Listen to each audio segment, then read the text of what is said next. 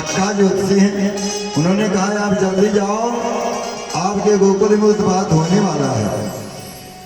बहुत पक्का ज्योतिषी है। तो नंद बाबा ने कहा देखो भैया, ये राक्षसी है, मर गई है अपने इस गोकुल में, अब यहाँ इसका शरीर सड़ेगा, बड़ा दुर्गंध होगा। तो एक काम करो, जितने पेड़ गिर गए हैं जमीन पर अपने अपने घर से कुल्हाड़ी लाओ और पेड़ों को काट काट करके लकड़ी को और चल करके 25-50 सीता बनाओ जमुना के किनारे। इसके शरीर को भी काट काट कर सीता पर रखो, इसको जला दो।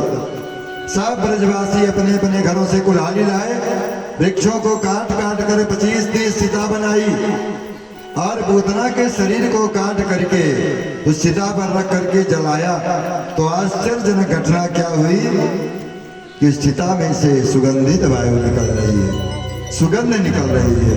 बताइए, एक राक्षसी जो राक्षसी थी, भगवान को मारने आई थी, उसका शरीर सुगंधित क्यों? क्या वो एकादशी व्रत करती थी, अथवा वह गंगा जी में स्नान करती थी, अथवा अन्य कोई पर्व उत्सव इत्यादि मनाती थी?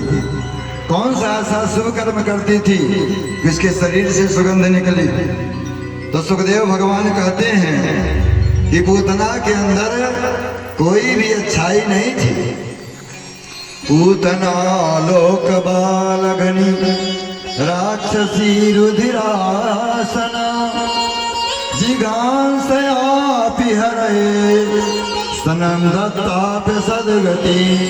पूतना लोक बालगनी, ये बच्चों की हत्यारिन थी, बच्चों को मार देती थी।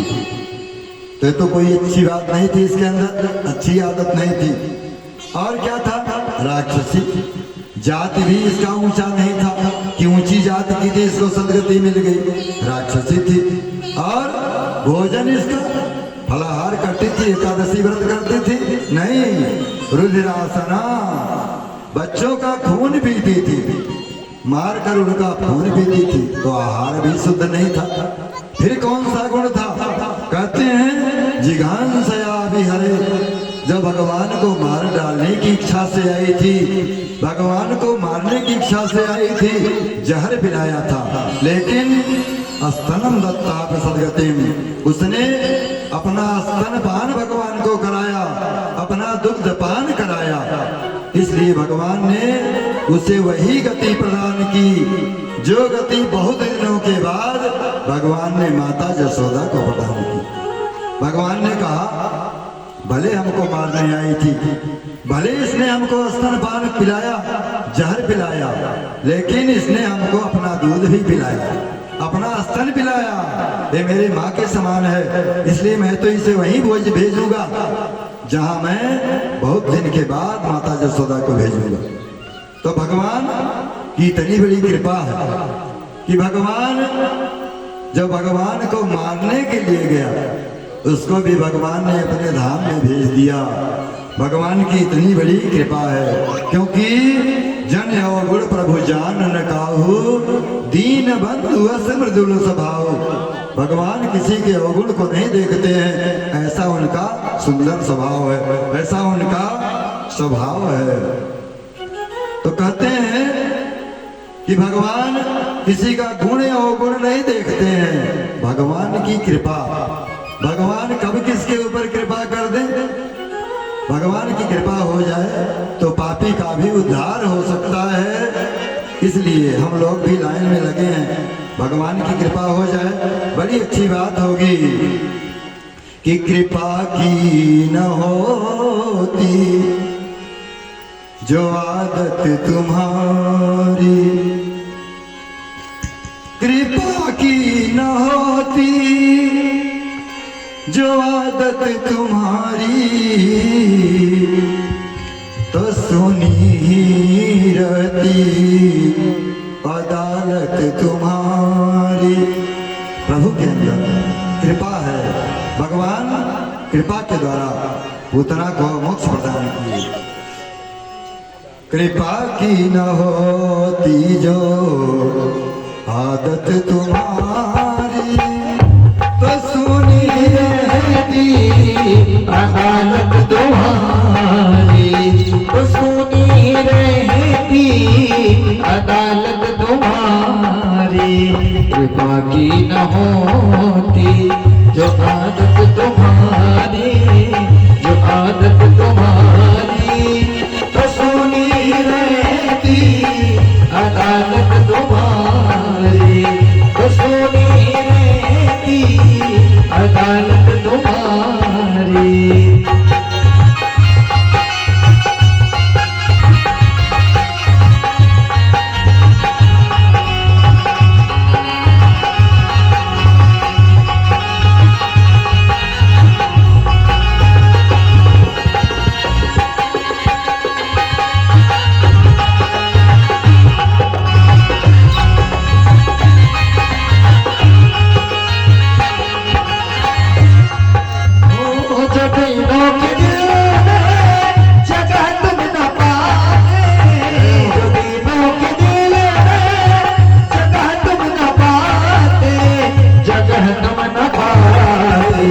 जो दिनों के दिल में जगह तुम न पाते, जगह तुम न पाते, तो किस दिल में होती हिफाजत तुम्हारी, तो किस दिल में होती हिफाजत तुम्हारी, कृपा की न होती।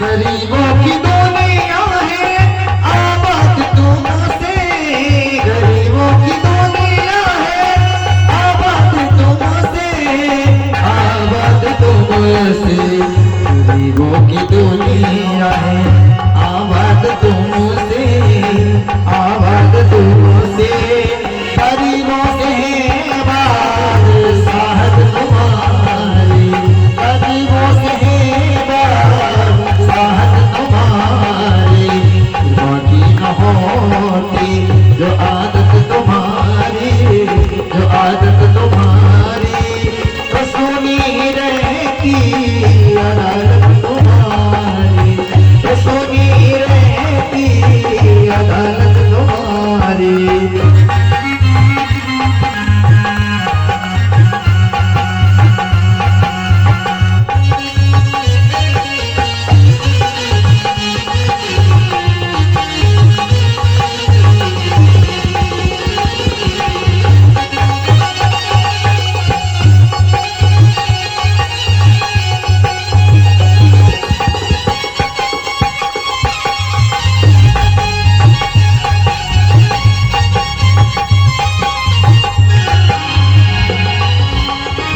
मुलजिम ही होते न तुम होते हाकिम, न हम होते मुलजिम न तुम होते हाकिम।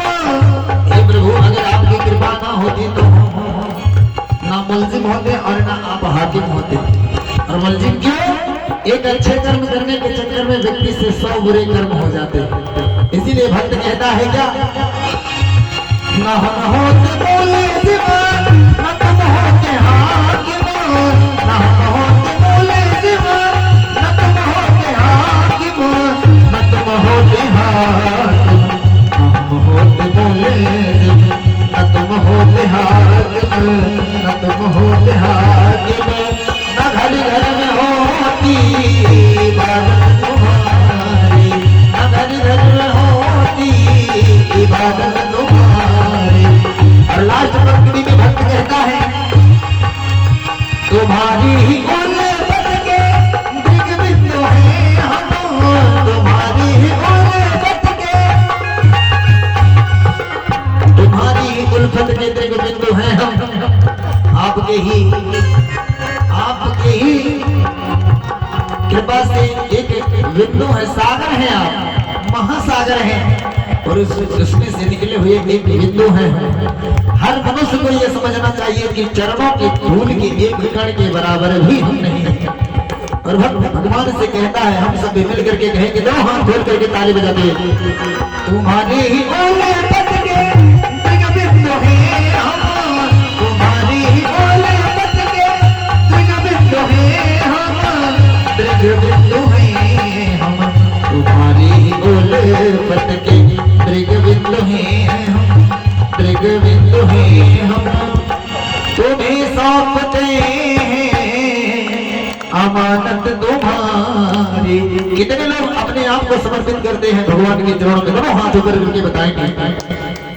जो लोग भगवान के चरणों में अपने आप को समर्पित कर देते हैं कि हे भगवान अब चाहे तारो या मारो, तो ठाकुर जी के सामने ऐसे हाथ ऊपर करेंगे, हाथ की रेखाएं भगवान की तरफ करिए सभी लोग, प्रभाव से कहेंगे क्या?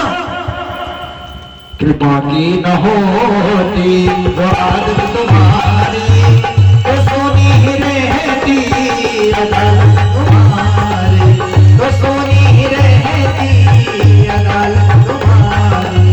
कृपा की न होती जो आदत तुम्हारी, जो आदत तुम्हारी, तो सोनी ही रहती अदालत तुम्हारी, तो सोनी ही रहती अदालत तुम्हारी, तो सोनी ही रहती अदालत तुम्हारी। जय तद्भूतना मोक्षम कृष्णश्चार्भग अद्भुतम त्वया श्रद्धयामर्त्य गोविंदो लभते रतिम। जो इस पूतना मोक्ष की कथा को कहता है, इस पूतना मोक्ष की कथा को सुनता है, उसको भगवान की भक्ति प्राप्त होती है, भगवान की बड़ा भक्ति प्राप्त होती है। बोलिए बाल कृष्ण लाल की जय हो। 7 दिन की अवस्था में भगवान ने 10,000 हाथियों का बल रखने वाली पूतना का कल्याण किया। ये पूतना क्या है? पूतना अविद्या है। भगवान अविद्या का नाश करते हैं। आगे चल करके उत्सव तो लगातार हो रहा है। मेरे कन्हैया 3 महीने के हो गए। उत्सव प्रतिदिन कुछ न कुछ उत्सव। अच्छा मान लो 3 महीने का हुए भगवान गोविंद, तो एक दिन करवट बदल ली, बिना हाथ लगाए स्वयं से करवट बदल ली। मैया ने नाई को बुलाया, अरे नाई, लगा पूरे गांव में दुहाई, आज करवट बदलने का उत्सव है। पूरे गांव को न्योता, सबको चूल का न्योता। चूल का मतलब सुबह नाश्ता, जलपान, चाय से लेकर शाम तक का भोजन सब हमारे घर होगा। मैया रोज निमंत्रण। आज लाला का जन्मदिन है, आज लाला का जन्म नक्षत्र है। एक एक बहाना, कोई न कोई बहाना, रोज उत्सव हो रहा है। आज करवट बदलने का उत्सव है। लाला 3 महीने के हो गए हैं। गोपियों की भीड़ लगी है आंगन में, दूध दही के मटके सब आंगन में बिखरे हैं। तो मैया ने सोचा कि यहाँ सब गोपियां नाचेगी, गाएगी, धूम मचाएगी। तो बाहर बैलगाड़ी थी, बैलगाड़ी पर ले जाकर के दही दूध के मटके सब उठाकर ले जाकर के रख दिया, और लाला के पालने को भी ले जाकर के बैलगाड़ी में टांग दिया। और सब मैया के आंगन में खूब मस्ती से उत्सव मना रहे हैं, करवट बदलने का उत्सव। तो भगवान ने सोचा कि देखो, जिसके लिए उत्सव मनाया जा रहा है वो बैलगाड़ी में लटका है बाहर, और जो उत्सव मना रहे हैं सब घर में आंगन में मस्ती में नाच गा रहे हैं। हमको बाहर लटका दिया गया बैलगाड़ी में। अरे लटकाने था तो कोई अपनी गोदी में लटकाता, हमको थोड़ा उछाल उछाल कर खिलाता, तब आनंद मिलता। अब पालने में लाकर बैलगाड़ी में लटका दिया है। विचार कर ही रहे थे, उसी समय कंस का भेजा हुआ सकटासुर नाम का दैत्य आया। वो सकटासुर दूर से ही आया और जान गया कि नंद का महल यही है, क्योंकि यहाँ बड़ी भीड़ है, उत्सव मनाया जा रहा है। दूर से आया तो देखा क्या कि बैलगाड़ी के नीचे लाला पालने में झूल रहे हैं। सोचा कि बढ़िया अवसर है, सब घर में नृत्य कर रहे हैं, अब बाहर ही मिल गया नंद का चौरा, लेकर के यहाँ से चले। ज्यों ही जा करके वो उसी बैलगाड़ी पर बैठा और हाथ बढ़ाकर लाला को पलंग से पकड़ना चाहा, तो मेरे 3 महीने के लाला ने एक लात मारा, सो सकटासुर जाकर बहुत दूर गिरा और बैलगाड़ी भी उलट गई, पालना भी दूर जाकर गिरा। लाला पालना में बैठे हैं, बैलगाड़ी उलट गई, माट मटके सब दही के बिखर गए और सकटासुर दूर जाकर के गिर गया, समाप्त हो गया। जोर से हल्ला हुआ, सब दौड़े हुए आए, मैया भी दौड़ी दौड़ी आई, कहीं क्या बात है, आंधी आयो ना है, तूफान आयो ना है, बात क्या है, बैलगाड़ी अपने आप क्यों उलट गई। वहां 2-4 छोरे खेल रहे थे। छोरों ने कहा मैया मैं बताऊं, बता लाला क्या हुआ। उसने कहा मैया तेरी सौगंध खाकर कहता हूं, एक राक्षस आया, ऐसी बैलगाड़ी बैठा, तुम्हारे लाला ने ऐसा उसको एक लात मारा कि राक्षस जाकर दूर गया, बैलगाड़ी पलट गई। मैया ने कहा धद्दारी के भांग खा रखी है क्या है? 3 महीने का लाला मार दिया, पैर से बैलगाड़ी उलट गई। कहा मैया मैं तेरी सौगंध खाकर कहता हूँ, तो मेरी बात को सही सही मान, मैं अपनी आंखों से देखा हूँ, तेरे लाला ने लात से मारा राक्षस को। तो जाकर देखते हैं सकटासुर मरा हुआ पड़ा हुआ है, बैलगाड़ी पलटी है। मैया पुनः लाई लाला को, पुनः उनको पंचगव्य में स्नान कराया, गौमूत्र में स्नान कराया, गाय के पूंछ से झाला लगाया, क्योंकि गाय के रोम रोम में देवताओं का वास है, गाय के एक एक रोम में देवताओं का वास है, गाय के मूत्र में गंगा का वास है और गाय के गोबर में लक्ष्मी का वास है। ये हम देसी गाय की बात कर रहे हैं, जर्सी की बात नहीं कर रहे हैं। गाय के रोम रोम में देवताओं का वास है और आज गौ माता की बड़ी दुर्दशा है। जिनके लिए गोविंद इस पृथ्वी पर आए, जिनकी सेवा गोविंद ने अपने हाथ से की, उन गौ माता की आज बड़ी दुर्दशा है। क्योंकि बछड़ा क्या करेंगे? अरे भैया पहले खेती होता था तो बछड़ों का उपयोग था, जिसके घर में बछड़ा हो जाता था पैदा तो बेटे के जन्म के समान खुशी होती थी, इतनी सेवा होती थी, खेत जोतते थे। अब आज कोई काम रहा नहीं गया वैज्ञानिक युग में, बछड़ों की उपयोगिता खत्म हो गई, इसलिए गौ माता को भी कोई पालना नहीं चाहता है। और विशेष रूप से देसी गाय, क्योंकि वो दूध भी कम देती है, लेकिन दूध उनका पौष्टिक होता है, मीठा होता है। जर्सी गाय दूध ज्यादा जरूर देती हैं, लेकिन उस दूध में उतनी पौष्टिकता नहीं होती है। तो इस प्रकार से 3 महीने की उम्र में भगवान ने सकटासुर का उद्धार किया। अब लाला हो गए 6 महीने के। सोचते हैं थोड़ा गोकुल में घूमने को मिलता, लेकिन कौन घुमावे, यहाँ तो सब उत्सव में व्यस्त रहते हैं। घर पर उत्सव मनाया जा रहा है और तृणावर्त जो है वो आ गया, कंस का भेजा हुआ तृणावर्त। तृणावर्त कहते हैं बहुड़े को, जिसको कहते हैं बवंडर। गर्मी के दिनों में जो हवा चक्कर काटती है, गोलाकार चक्कर, सारी वस्तुएं सारा खरपतवार उसी के अंदर उड़ता है, इसी को तृणावर्त कहते हैं। वो तृणावर्त आया और सोचा उड़ा कर ले चलेंगे मथुरा नंद के लाला को। अब जोर से जब बौंडर आया, हाथी आया, तो मैया पालने में लाला को लिटाई थी। सोची दौड़ करके पहले लाला को संभाले, लेकिन आगे बढ़ ही नहीं पाती है, इतनी तेज आंधी है। आनंद बाबा का बहुत बड़ा मकान है, घर के कार्य को छोड़कर जब तक दौड़ती है तब तक तृणावर्त पहुंच गया घर के अंदर और लाला को उड़ा करके आकाश में ले गया। अब लाला तृणावर्त की गोदी में देख रहे हैं, छिपी गली, ये श्याम गली, ये सब गलियों को देख रहे हैं, घूम रहे हैं और सोच रहे हैं कि जिस पालने को उड़न खटेले को हमारे पिताजी नहीं ला पाए, वो उड़न खटोला कंस मामा ने हमारे लिए भेज दिया। कम से कम इसमें बैठ कर उड़ रहे हैं।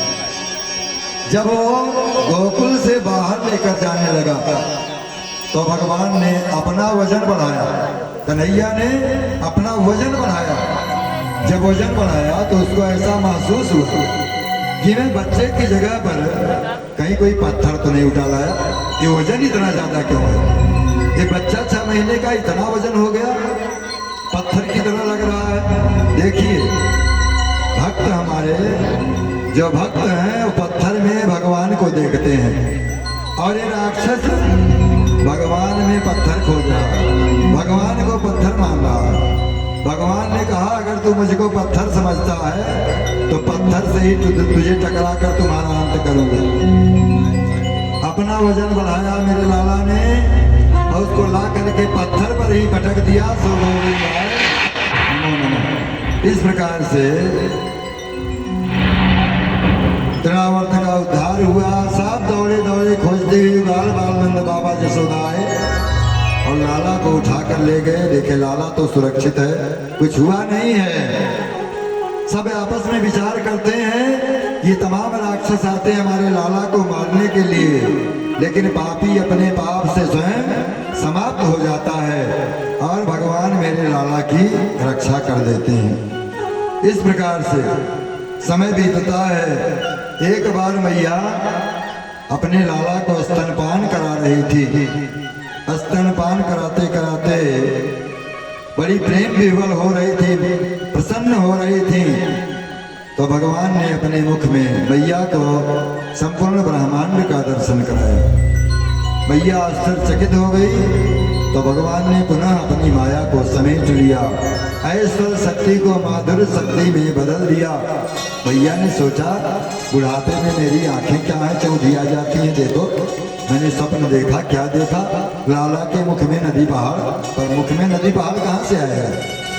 मैया उस बात को भूल गई। अब देखिए साल भर के हो गए गोविंद और रोहिणी के बलराम जी।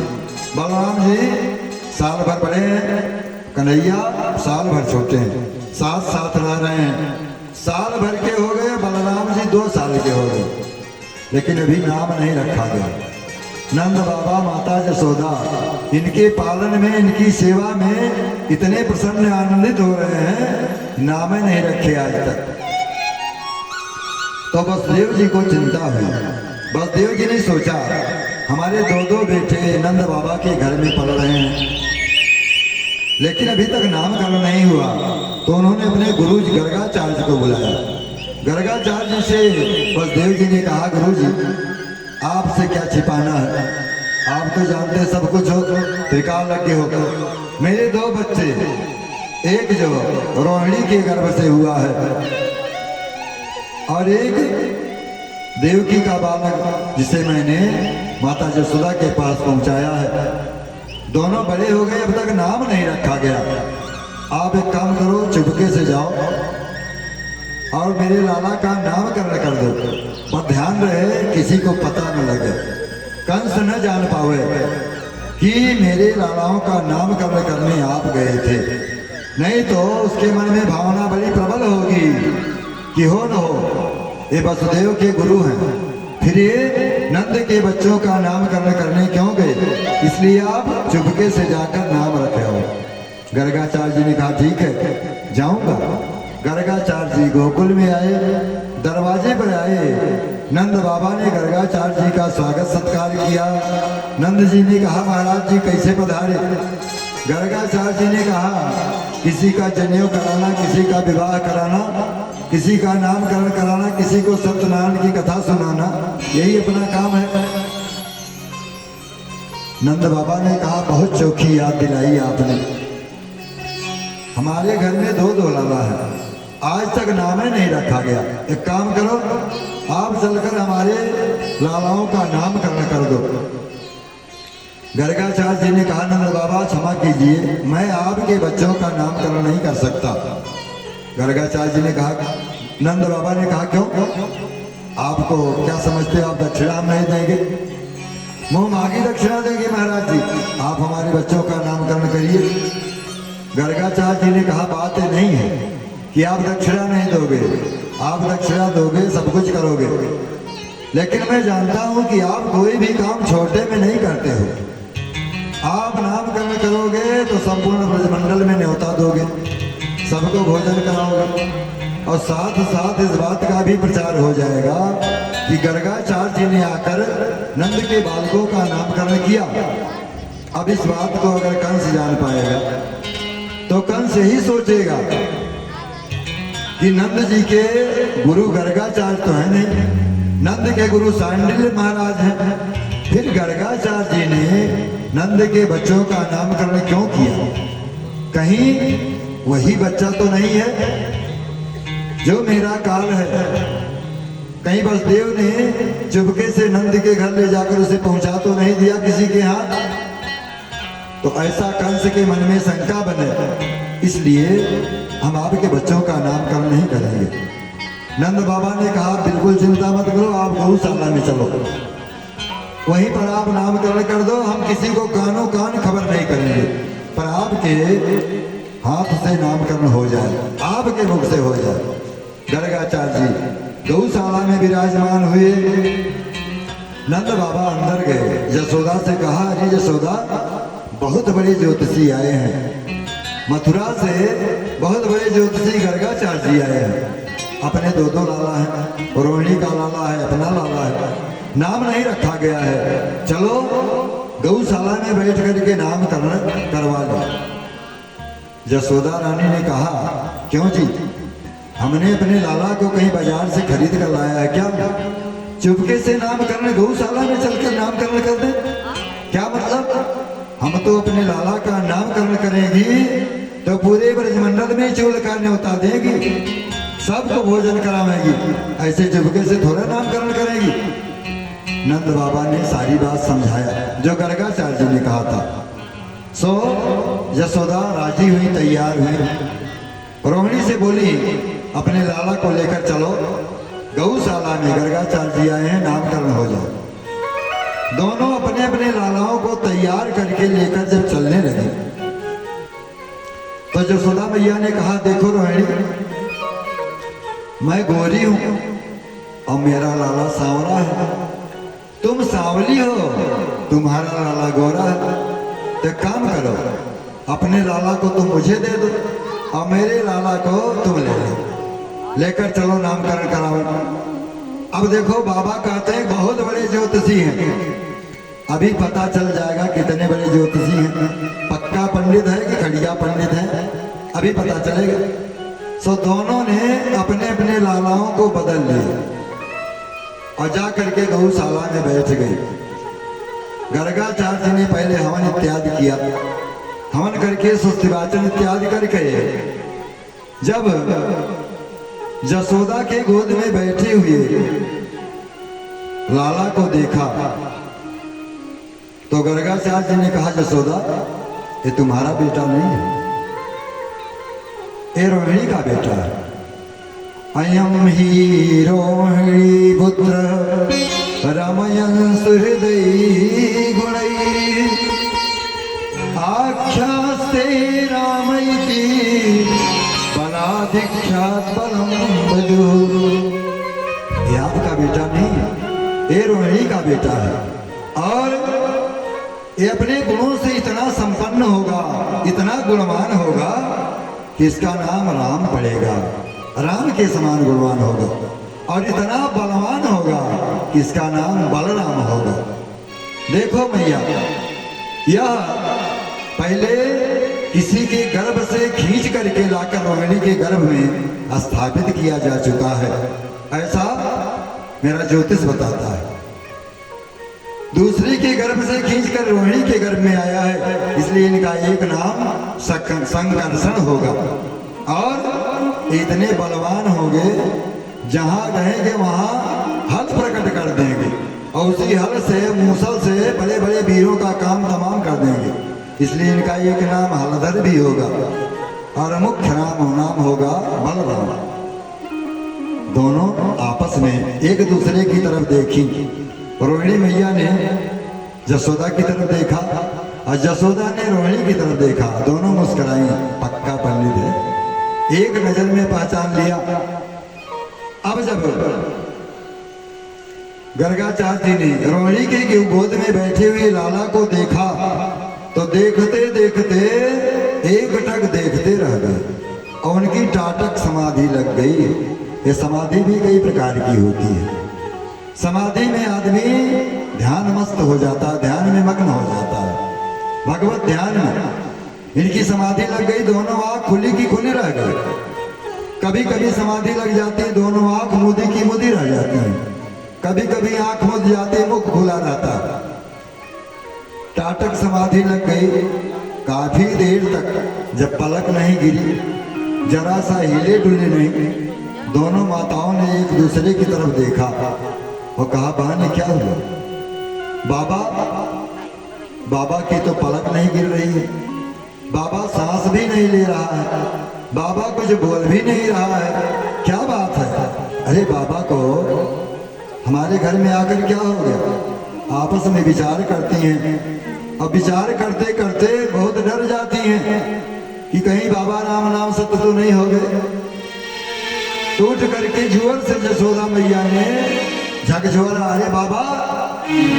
जब जोर से झकझोरा तो बाबा की समाधि खुल गई। समाधि खुलने के बाद उन्होंने रोहिणी के गोद में बैठे हुए यशोदा के लाला को देखा और कहा, मैया बहूनि सन्ति नामानि रूपाणि च सुतस्य ते गुणेकं निरूपाणि तान्नहं वेद नो जनाः। भैया तुम्हारे लाला के बहुत गुण होंगे, बहुत गुणवान होगा, इसके अनेकों नाम होंगे, इसके नाम की कमी नहीं है। विष्णु सहस्त्र नाम, गोपाल सहस्त्र नाम, तमाम नाम होगा। इसके गुण अनेक होंगे, इसके नाम गुणों की कमी नहीं है, बहुत गुण होंगे। और किसी समय वसुदेव के घर में पुत्र होकर जन्म ले चुका है, इसलिए इसका एक नाम वासुदेव भी होगा।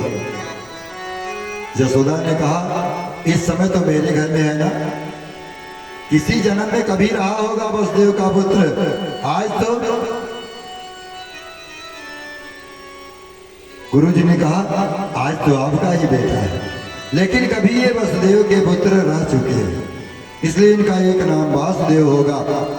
और इनके इतने गुण हैं, गुणों का वर्णन मैं नहीं कर सकता हूँ। ये बार बार जन्म लेंगे, बार बार भक्तों का कल्याण करेंगे, अपने गुणों से ये दुनिया में प्रकाशित होंगे, इनका बहुत सम्मान होगा। और ये अपने गुणों से, अपने तिरछी चितवन से, अपनी मधुर मुस्कान से ये दुनिया वालों के चित्त को अपनी तरफ परवश खींच लेंगे। कर्षित जीवानाम चित्तमिति कृष्ण, जो जीव के चित्त को अपनी तरफ खींच ले, परवश आकर्षित कर ले, उसका नाम कृष्ण, इनका नाम कृष्ण होगा। भैया ने कहा, बड़ा कठिन नाम रखा। कृष्ण कहने में तो जीभ बैठ जाती है, बोले ही नहीं मिलता है। देखो बाबा, ये बड़ा कठिन नाम है, कोई सरल नाम बताओ। गर्गाचार्य जी ने कहा, वास्तविक नाम हमने बता दिया, जो वास्तव में इनका नाम होना चाहिए, अब जो चाहो पुकारो। मैया ने कहा, नहीं तो हम कृष्ण नाम नहीं पुकारेंगे, हम इनका का नाम रखेंगे कनुआ, और इसका नाम रखेंगे बलुआ। कनुआ बलुआ कहकर पुकारेंगे। तो दोनों मैया प्रेम से दोनों लालाओं को कनुआ बलुआ कहकर पुकारती हैं। धीरे धीरे धीरे धीरे दोनों लाला बड़े होते हैं। कालेन व्रजतालपेन गोकुले राम केशव जानुभ्यां स पाणिभ्यां रिंगमाणो विजस्सतु। धीरे धीरे घुटनों के बल दोनों लाला चलने लगे, पैरों के बल से, घुटनों के बल से चलने लगे। एक दिन भैया ने लाला को बलराम जी को नीली झगुली पहनाई और लाला को पीली झगुली पहनाई। कमर में सुंदर सोने की करधन पहना दी और पैरों में पायल पहना दिए। अब लाला नंद बाबा के आंगन में दोनों लाला ठुमक ठुमक कर चलते हैं।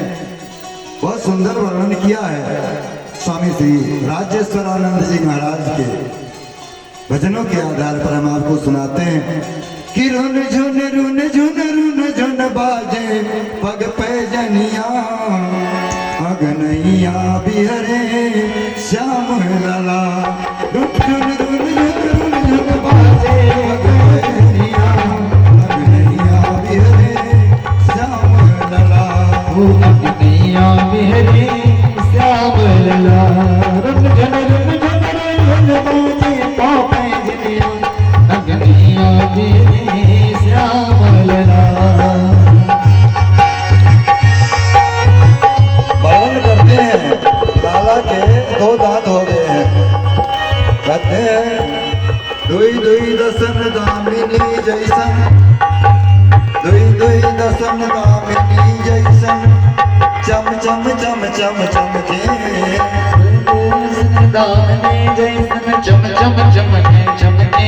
दम दम दम दम दम के कर कंचन पायल की गगना। दम दम दम दम दम के सोहे रुच रही है, सोहे रुच रही है और माल कमल कर लंका अगनैया बिहरे श्याम लाला। रुन रुन बाजे लाए पापे जनिया अगनैया बिहरे श्याम।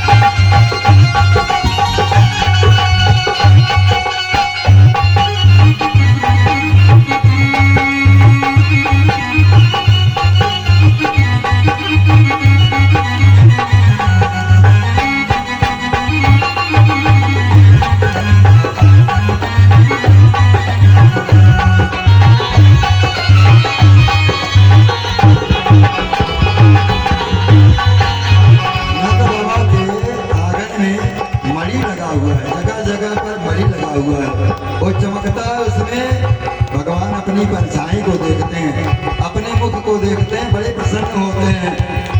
मणिखम वन प्रतिबिंब रख प्रभु, मणिखम वन प्रतिबिंब रख प्रभु मगन होई नाचे।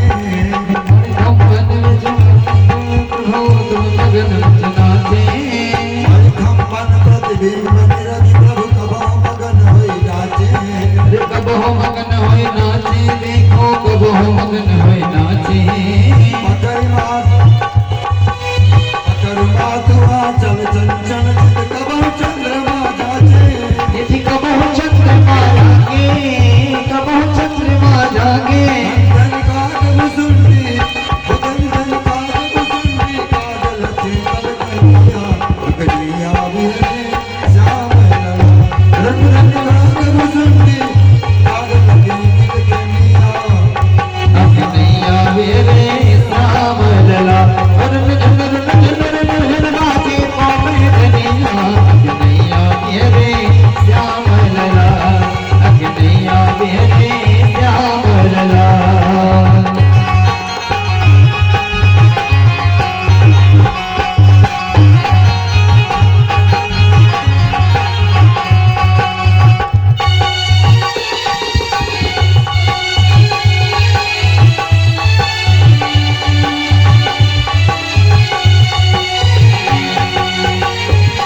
सबके भी सद्भाग्य है कि हम भजन के माध्यम से भगवान की सुंदरता को आंखों से निहार रहे हैं।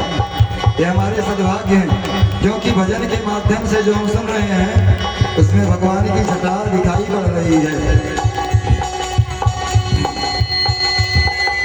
धन्य गोकुल धन्य धन्य ब्रजवासी धन्य यशोदा मैया। धन गोकुल धन धन ब्रजवासी धन जसोदा मैया। धन्य गोकुल धन्य धन्य ब्रजवासी धन्य यशोदा मैया। धन गोकुल धन धन ब्रजवासी धन जसोदा मैया। धन्य धन्य सब देखन वाले, धन्य सब देखन वाले, धन्य दोनों भैया। तेरी धन है दोनों भैया।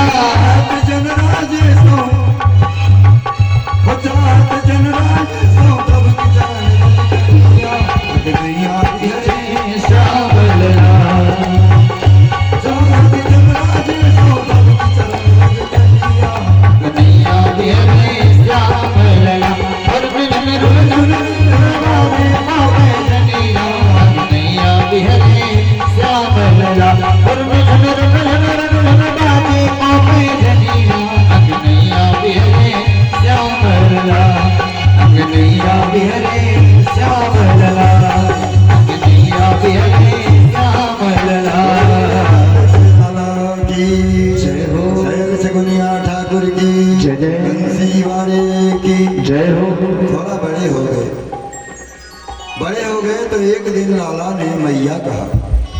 सबसे पहले लाला ने मैया कहा। मैया तो प्रसन्न हो गई, खुशी में नाचने लगी। और उसी समय वहां पर नंद बाबा आ गए तो लाला ने उनको बाबा कहकर पुकारा और बलराम जी को भैया कहा। तो सबके हृदय में आनंद के नगारे बजने लगे। सूरदास जी के पदों में आप दर्शन करें उस बाकी झांकी का। कहने लगे मोहन मैया मैया, कहने लगे मोहन मैया मैया, कहने लगे मोहन मैया मैया, कहने लगे मोहन।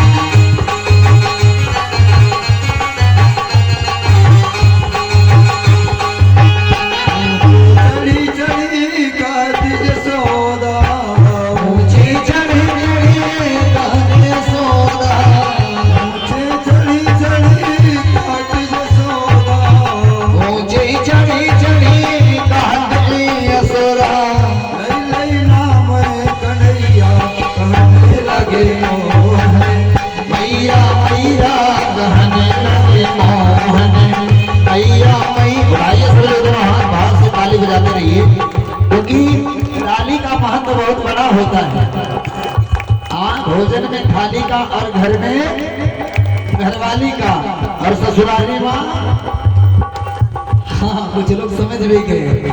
और भजन में ताली का बहुत बड़ा महत्व होता है। किसी ने कहा है कि ताली का महत्व बहुत बड़ा होता है, हर जगह मत बजाना और लगा हो दरबार कन्हैया का तो पूरा जोर लगाना। उठाइए ना हाथ भाव से गाते हुए क्या कहने लगे मोहन भैया भैया, कहने लगे मोहन भैया भैया, कहने लगे मोहन।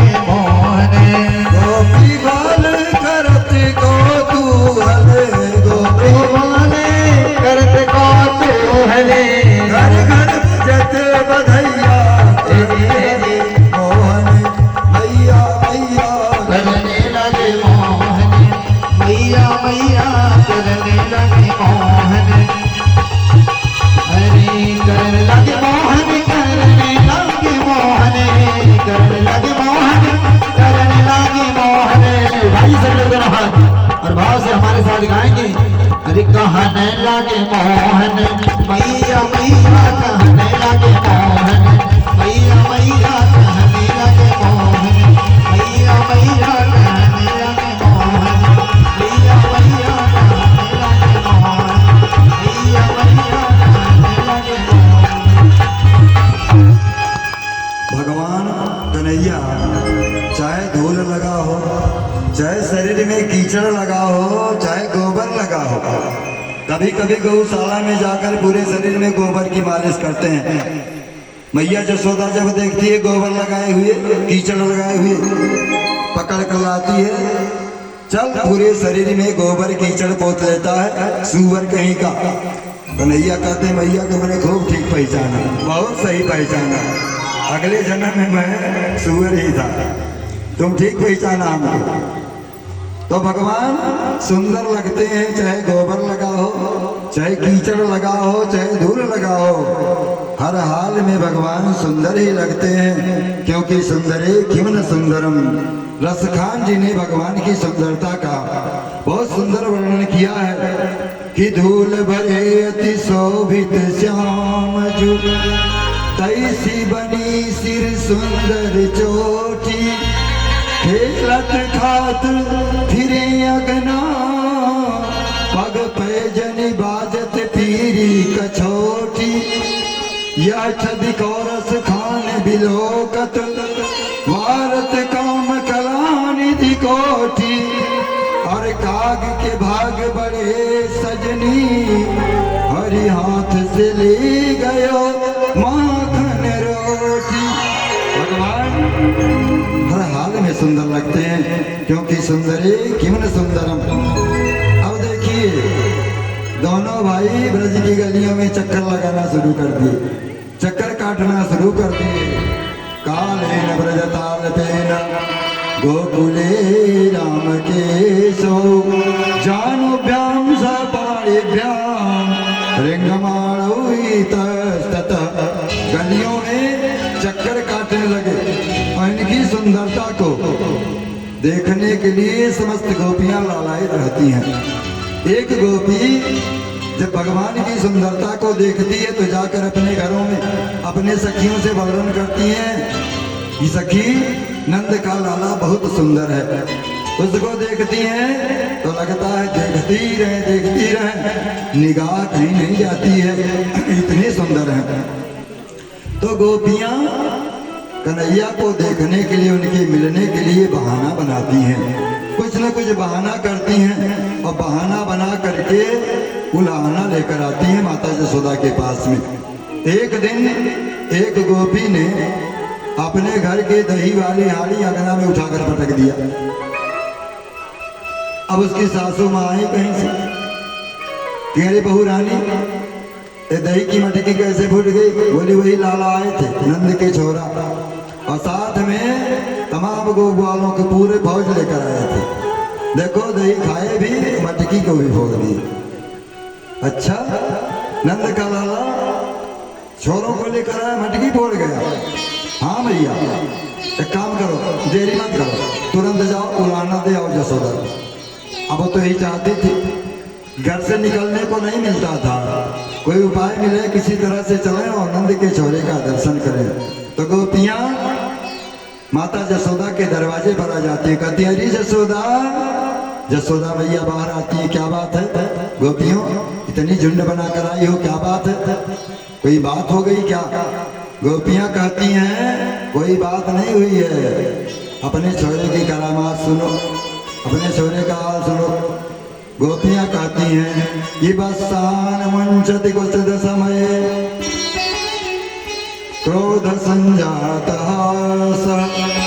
तीयं ताब्दपयं दधिपयः कल्पितैर्यो सगोदे मरकां मोक्षति विजति सते नास्ते भाण्डं विनक्ति द्रव्यालाभे प्ररूपितो जातपत्रो शतोकान्।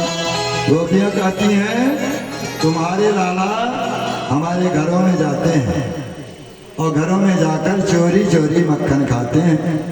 भैया ने कहा अच्छा एक बात बताओ, मेरा लाला अगर तुम्हारे घर में जाता है तुम उनको सामने से मक्खन खिला दिया करो, चोरी करने की कोई जरूरत नहीं, खिला दिया करो।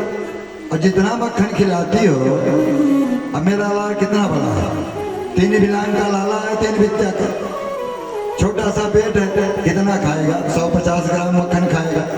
हमारे घर से आधा किलो लेकर जाओ, राजी से खिला दिया करो, चोरी करने की जरूरत नहीं। गोपियाँ कहती हैं भैया हम वो भी करके देख चुकी हैं, हम राजी से खिलाना चाहती हैं तो खाते नहीं हैं। जब कहते हैं लाला आओ हमारे घर मक्खन खा लो, कहते हैं क्यों आए तुम्हारे घर मक्खन खाएं, हमारे घर नहीं है क्या, हमारे घर 9 लाख गायें हैं, 9 मन मक्खन रोज होता है, क्यों तुम्हारे घर खाएं। अच्छा तो चोरी से क्यों खाते हो, तो लाला कहते हैं मुझे वो चोरी का ही मक्खन मीठा लगता है। अच्छा ठीक है, तो तुम लोग 150 ग्राम मक्खन के लिए उलाहना देने आ गए। गोपियाँ कहते नहीं कोई बात नहीं भैया, लाला हमें चाहे चोरी से चाहे सामने से मक्खन खा ले, हमको कोई बुरा नहीं लगता है। लेकिन क्या करते हैं, लेकिन ये साथ में बाल बालों का झुंड लाकर लाते हैं और सबको खिलाते हैं। भैया ने कहा एक काम करो, 3 बित्ता का लाला है, माखन को ऊपर छीके में टांग दिया करो, नहीं पहुंचेगा कैसे खाएगा। गोपियों ने कहा हमने वो भी करके देख लिया। सब क्या करते हैं, इकट्ठा होते हैं, बड़े बड़े ग्वाल बालों को लेकर नीचे हट्टे कट्ठे तगड़े ग्वाल बालों को खड़ा कर देते हैं, उसके ऊपर उनके हल्के बालों को खड़ा कर देते हैं, उसके ऊपर उनसे हल्के बालों को खड़ा कर देते हैं और सबसे ऊपर खुद खड़े हो जाते हैं। निकाल कर सबको देते हैं, सबको खिलाते हैं, खुद भी खाते हैं। अच्छा इतना बदमाश हो गया है। गोपियाँ कहते हैं भैया कोई बात नहीं, खुद खा ले, गो बुगालों को खिला ले, कोई बात नहीं, लेकिन ये मक्खन को बंदरों को भी लुटाते हैं। बंदरों को कहते हैं आओ आज न्योता है हमारे घर में, अब खिलाना है तो अपने घर में खिलाओ न्योता, हमारे घर में जाकर न्योता खिलाते हैं। और जब सब खिला चुकते हैं तो हाड़ी को उठाकर पटक देते हैं, हाड़ी फूट जाती है, सासू जी की डांट खानी पड़ती है। हमारी ददिया सास की जबान लेके बहुत पहले के बड़े बड़े मटके फोड़ देते हैं, तो मटके के नाते हमको डांट खानी पड़ती है। भैया ने कहा ठीक है एक काम करो, जब वो तुम्हारे घर पर जाए ना उसको थोड़ा डांट दिया करो। गोपियों ने कहा हमने वो भी करके देख लिया। जब हम उनको डांटती हैं तो खिल खिल करके हंस देते हैं, सो हमारी सारा गुस्सा ठंडा पड़ जाता है, हमको भी हंसी लग जाती है। जब सुधा मैया कहती है तो उसमें हम क्या करें, जब तुम लोग खुद ही चाहती हो तो उसमें हमारा क्या दोष है, क्यों उलाहना लेकर आती हो। गोपियों ने कहा भैया ये सवेरे जाते हैं हमारे बछड़ों को खोल देते हैं, अब बछड़े सारा दूध पी लेते हैं, जब हम दूहने जाते हैं देख भी दूध नहीं मिलता। भैया ने कहा इतना बदमाश हो गया है। गोपियाँ कहती हैं हाँ बदमाश हो गया है, आप इनको समझा लो। भैया लाला को बुलाकर डांटती हैं तो लाला पीछे आकर खड़े हो जाते हैं और झूठे आंख को मीचते हैं, आंसू बहाते हैं, कहते हैं भैया सब झूठे कहती हैं, बल्कि ये सब तो हमको स्वयं इशारा करके अपने अपने घरों बुलाती हैं, मेरे घर आ जाओ, चुपके से बुलाती हैं आ जाओ, हमको इशारा देकर बुलाती हैं। और जब हम जाते हैं इनके घरों में तो हमारे घर में माखन, हमारे मुख में माखन पोत देती हैं जानबूझ करके, हमारा कोई दोष नहीं है।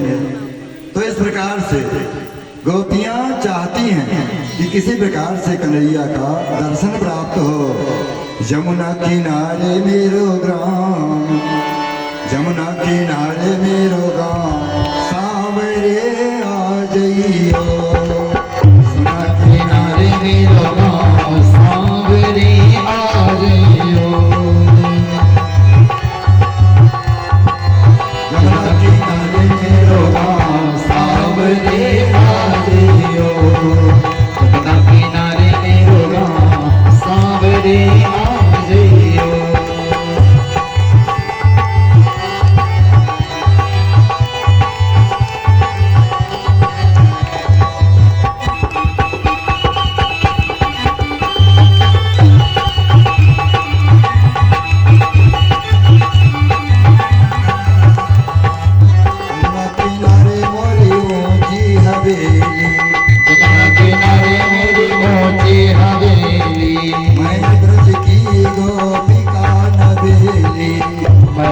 गोपी रंगीन बेली, मैं ब्रज की गोपिका नवेली, मैं ब्रज की गोपिका नवेली, राधा रंगीली मेरो नाम सांवरे राजइयो, राधा रंगीली मेरो नाम सांवरे राजइयो, जमुना किनारे मेरो नाम सांवरे राजइयो।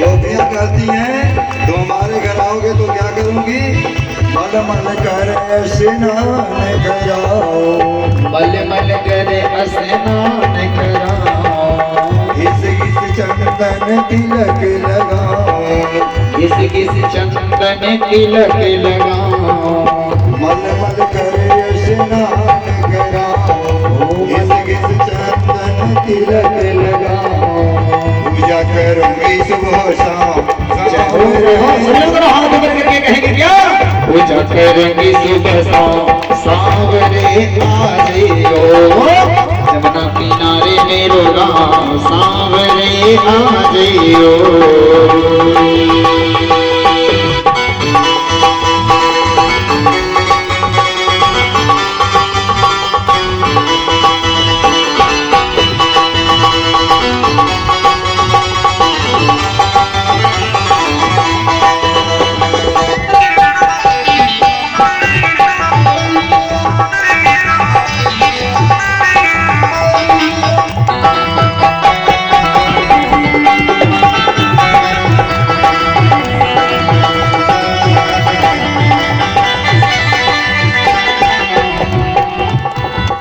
गोपियां कहती हैं कि देखा करूंगी बाट तुम्हारी, देखा करूंगी बात तुम्हारी, जल्दी आना कृष्ण मुरारी, जल्दी आना कृष्ण मुरारी, देखा करूंगी बाट तुम्हारी, जल्दी आना कृष्ण मुरारी, झांकी करूंगी सुबह शाम सांवरे आई, नदी करूंगे मेरा सांवरे आजइयो, जमुना किनारे मेरो गाँव सांवरे आजइयो, जमुना किनारे मेरो गाँव सांवरे आजइयो।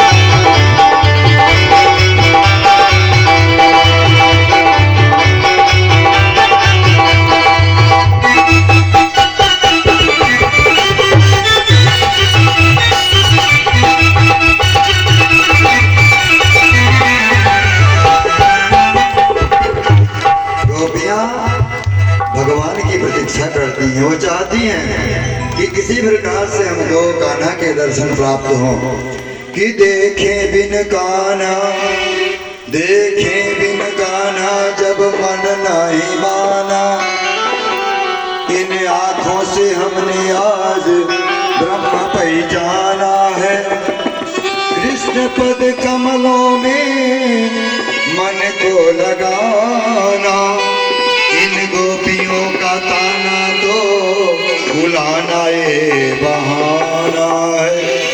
ये गोपियाँ सिर्फ बुलाना देती हैं, उसी बहाने दर्शन प्राप्त करने के लिए। भगवान की बड़ी सुंदर सुंदर लीलाएं हैं। एक बार जमुना जी के किनारे ग्वाल बालों के साथ प्रभु खेल रहे थे, तो वहाँ धीरे से मेरे कन्हैया ने मट्टी का एक ढेला उठाया और मुख में रख करके गटक गए। ग्वाल बालों ने देखा, कन्हैया तैने माटी खाई, अभी माता से शिकायत, भैया से शिकायत करेंगे। बलदाऊ भैया ने कहा, कहना दिखा मुख अपना, तैने माटी खाई। पकड़ करके ले जाने लगे। मेरे कन्हैया ने कहा, अगर तुम मेरी शिकायत करोगे दाऊ भैया तो मैं भी आपकी शिकायत कर दूंगा। दाऊ भैया ने कहा, क्या मेरी शिकायत करोगे?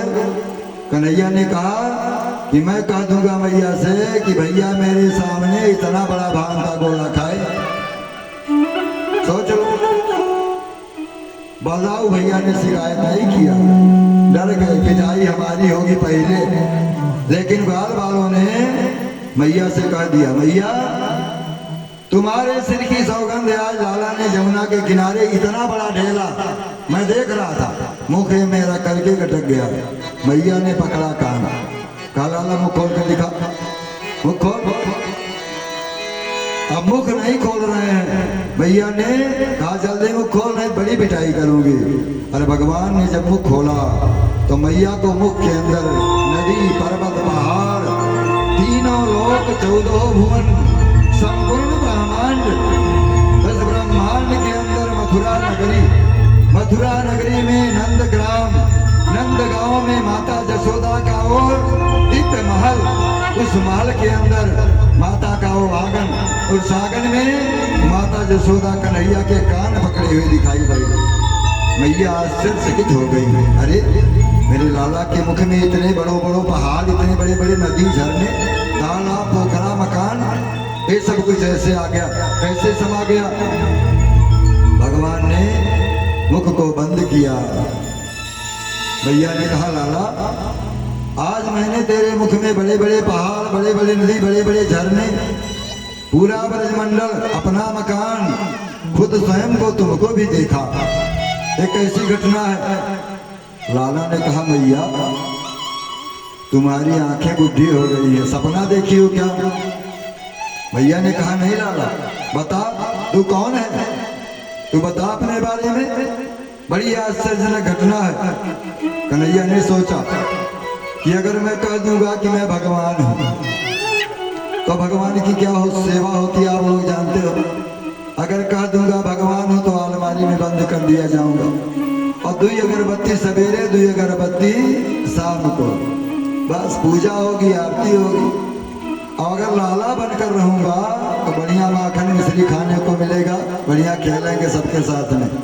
इसलिए भगवान कहते, मैया तेरी बूढ़ी आंखें हो गई हैं, कुछ सपना अपना देखा होगा, फिर से देख।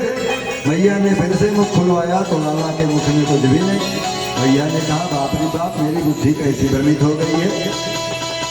भगवान ने अपनी ईश्वर शक्ति के द्वारा अपनी माधुर्य शक्ति को छिपा लिया, और मैया सोचती है तो हमारा वही लाला है। एक दिन की बात है कि लाला सोए हुए थे, जसोदा जग गई थी। जसोदा रानी सोचती हैं कि अभी लाला जब जगेगा तो ताजा ताजा मक्खन मांगेगा हमसे। तो अब लाला लगभग 4 बरस के हो गए हैं, तो मक्खन भी खाने लगे हैं, रोटी भी खाने लगे हैं। भैया ने समस्त दास दासियों को, नौकरों को अन्य काम में लगा दिया, और खुद लाला के लिए दही लेकर मक्खन निकालने बैठ गई, माखन मथने बैठ गई। आप लोग विचार करो, जिसके घर में 9 लाख गाय हैं और परिवार कुछ नहीं है, नंद बाबा जसोदा रानी, एक छोटा सा लाला, 9 लाख गाय हैं। उन गायों की सेवा करने के लिए कम से कम 500 मजदूर रहे होंगे।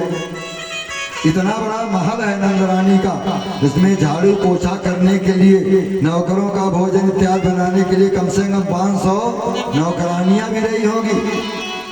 लेकिन बाबा सुखदेव जी कहते हैं कि एकदा गृहदासीषु यशोदानंद गेहिनी परमांतर नियुक्तासु निर्ममंत स्वयं दधि कि जाने जानी है गीतानि तद बाल चरितानि च दधि निर्मंथने काले स्मरन्तीं देखिए, भक्ति 3 प्रकार की होती है। भक्ति 3 प्रकार से की जाती है, मनसा वाचा कर्मणा। मन से भगवान का ध्यान करो, वचन से भगवान का भजन गाओ, भगवान का गुणगान करो, और कर्म से भगवान की सेवा के लिए भगवान को स्नान कराना है, भगवान के लिए भोग तैयार करना है, भगवान को वस्त्र पहनाना है, भोजन बनाओ भगवान के लिए, झाड़ू पोछा मारो भगवान के लिए, सारा काम करते रहो, काम करते रहो, नाम भजते रहो, जो भी करिए भगवान का मानकर करिए, यही असली भक्ति है। मनसा वाचा कर्मणा भक्ति माँ यशोदा करती हैं।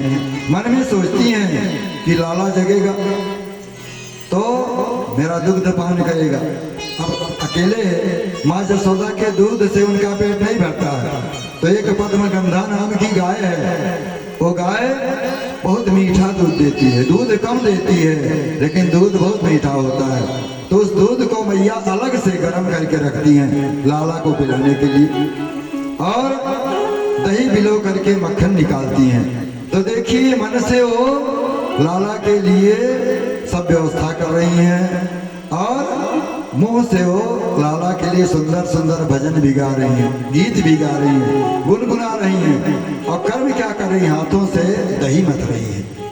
तो मनसा वाचा कर्मणा 3 प्रकार से मैया यशोदा भक्ति करती हैं। एकदा गृहदासीसु यशोदा नंद गेहनी, जो घर की दास दासियां थी, गृहदासीसु लिखा है, बहुवचन है, मतलब तमाम दास दासियां थी, तमाम नौकर थे, लेकिन नौकरों को काम के लिए नहीं लगाया, लाला के लिए खुद काम करती हैं, बाकी काम के लिए नौकर रखी हैं, लेकिन अपने लाला के लिए खुद करती हैं। भगवान की सेवा अपने हाथ से करो, भगवान का बर्तन स्वयं मांजो।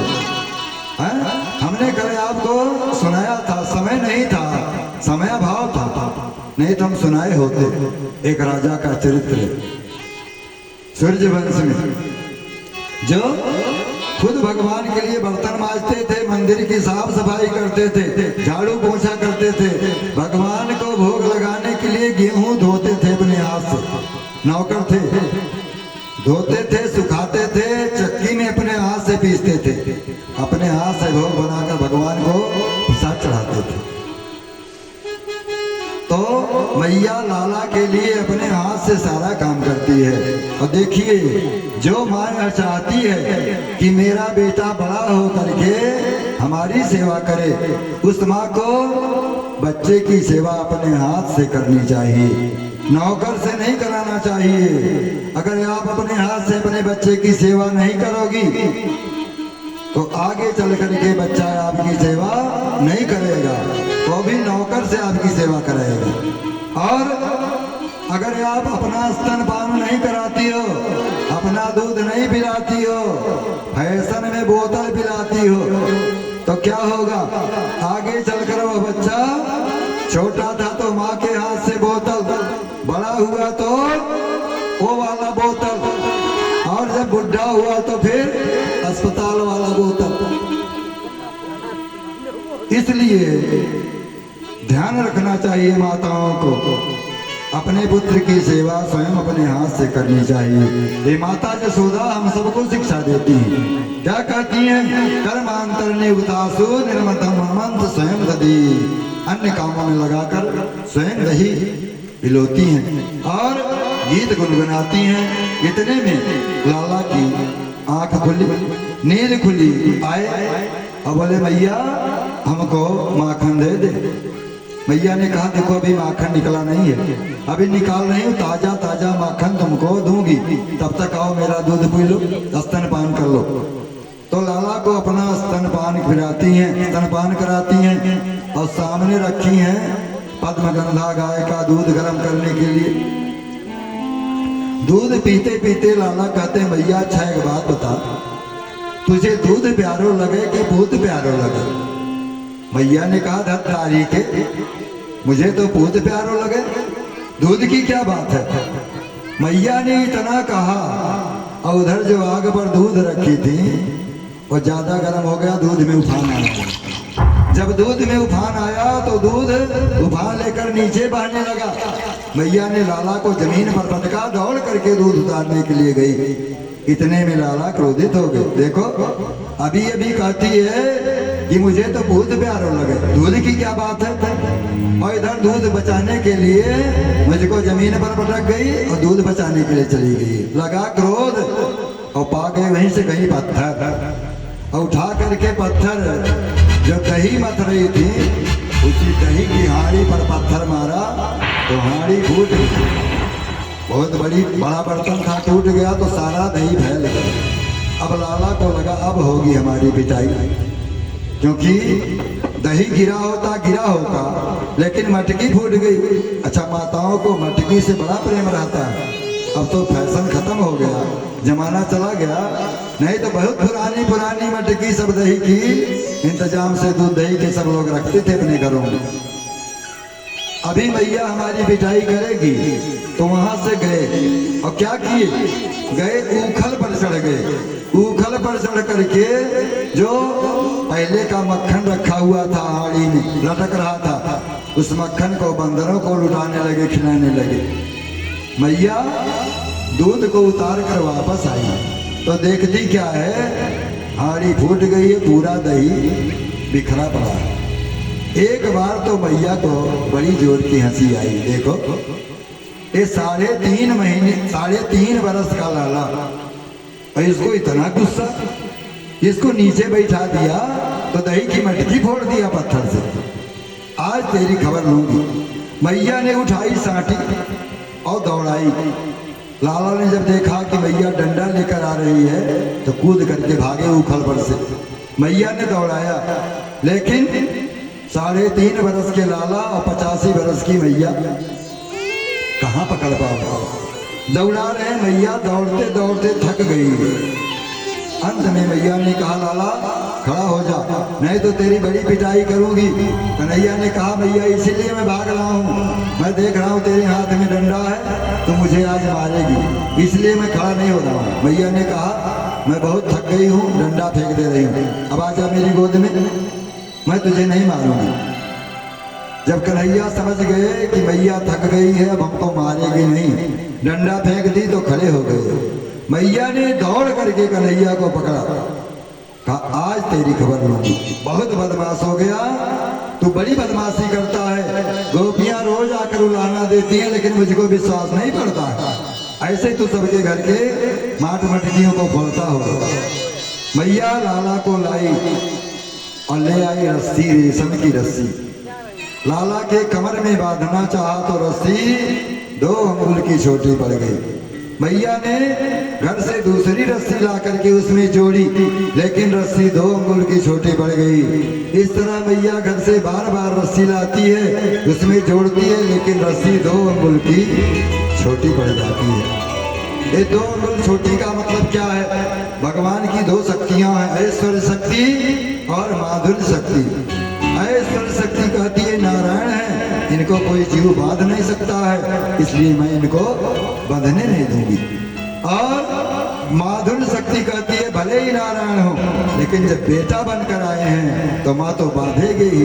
इसलिए ऐश्वर्य शक्ति माधुर्य शक्ति दोनों के झगड़े में रस्सी 2 अंगुल कम हो जाती है।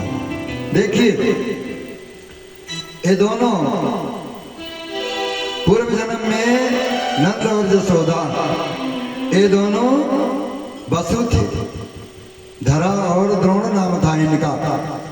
द्रोण जो है ऊखल बने हुए हैं और धरा जो है वो रस्सी बनी हुई है। ऊखल जो है बने हुए, द्रोण सोचते हैं कि मैं अपने बेटे को नहीं बंधने दूंगा, और रस्सी बनी हुई जो धरा है वो कहती हैं बेटा बन के आया तो जरूर बांधूंगी। दोनों के झगड़े में रस्सी 2 अंगुल छोटी रह जाती है। कभी कभी सत्वगुण प्रधान भक्त नहीं तर पाता है और रजोगुण तमोगुण प्रधान भक्त तर जाता है, और कभी कभी तमोगुण प्रधान भक्त तर नहीं पाता, सत्वगुण प्रधान भक्त तर जाता है। तो सत्वगुण रजगुण तमोगुण के चक्कर में रस्सी 2 अंगुल छोटी पड़ जाती है। भगवान यशोदा मैया अनेकों रस्सी ला करके जोड़ी और जोड़ते जोड़ते थक गई, लेकिन बात नहीं पाई। मेरे प्रभु ने देखा कि मैया एकदम पसीने पसीने हो गई, थक गई, एकदम थकी हुई अपनी माँ को देख करके भगवान को दया आ गई और भगवान ने रस्सी में बंधना स्वीकार कर दिया। माता यशोदा ने कन्हैया को रस्सी में बांध दिया और ले जाकर उसी उखल में बांध दिया। बांध करके देखिए कितनी बड़ी बात है कि न चांतर न बहिर्जस्य न पूर्वम न चापरम पूर्वापरम बहिर्शांतर जगतो जगंच च तम मक्तायात्मजव्यक्तं मर्तलिंगमधोक्षजं गोपिकोलुखले बद्धा बबंध प्राकृतम सुतम। जिसके अंत का पता नहीं, जिसके आदि का पता नहीं, जो संपूर्ण जगत में व्याप्त है, जिस ईश्वर को कोई देख नहीं सकता, ऐसे ईश्वर को माता यशोदा प्रेम के बंधन में माता यशोदा ने बांध दिया। बांध करके अपने दूसरे काम में चली गई। मेरे प्रभु ने इसी बहाने से लीला की। उखल को खींचते खींचते ले गए दरवाजे पर। दो जमलार्जन के वृक्ष थे, दोनों वृक्षों के बीच से होकर निकले। उखल आकर के बीच में अटक गया। मेरे प्रभु ने झटका मारा, दोनों वृक्ष उखड़ गए और दोनों से दो व्यक्ति प्रकट हो गए। दोनों ने भगवान की वंदना की। ये दोनों कुबेर के पुत्र थे, नलकूबर और मणिग्रीव। इनको नारद का श्राप लगा था। एक बार नदी में नंगे स्नान कर रहे थे तो नारद जी ने श्राप दे दिया था, नंगा स्नान करते हो जाओ, वृक्ष हो जाओ। दोनों वृक्ष बन गए तो क्षमा याचना की। नारद जी ने कहा भगवान तुम्हारा उद्धार करेंगे। आज भगवान ने इन दोनों का उद्धार किया। दोनों ने भगवान की स्तुति की। वाणी गुणान कथने श्रवणौ कथाया हस्तौ च कर्म स्मरणस्थो पादयोर्नः। आप लोग नलकूबर ने भगवान का बड़ा सुंदर भजन किया है। आप लोग भजन के माध्यम से भगवान की स्तुति श्रवण करें। हमारे व्यास जी के मुख से आप लोग एक भजन सुने।